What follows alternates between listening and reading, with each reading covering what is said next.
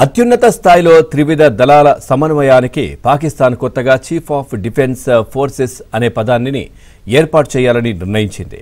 ఇక సైన్యాధిపతికే ఈ బాధ్యతలు కూడా అప్పగించనుంది. ఆ దేశ కేబినెట్ ఈ నిర్ణయాన్ని ఆమోదించిన నేపథ్యంలో రాజ్యాంగంలో సైనిక దళాలకు సంబంధించిన ఆర్టికల్ 243లో సవరణలు ప్రతిపాదిస్తూ అధికార పక్షం పార్లమెంటు ఎగువ సభ సెనేట్లో ఒక బిల్లును ప్రవేశపెట్టింది. దీని ప్రకారం ప్రధానమంత్రి సలహా మేరకు ఆర్మీ చీఫ్ను, సిడిఎఫ్ను దేశాధ్యక్షుడు నియమిస్తారు.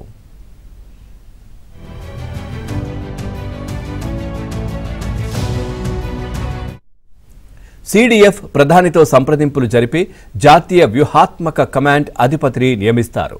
కాగా ప్రస్తుత ఆర్మీ చీఫ్ ఆసిమ్ మునీర్ చేతిల్లో మరింత అధికారాన్ని కేంద్రీకృతం చేయడంలో భాగంగానే ఈ బిల్లును తెచ్చినట్లు విశ్లేషకులు భావిస్తున్నారు. ఈ ఏడాది మే నెలలో భారత్తో యుద్ధం అనంతరం పాక్ ప్రభుత్వం ఆయనకు ఫీల్డ్ మార్షల్గా పదోన్నతి కల్పించిన సంగతి తెలిసిందే.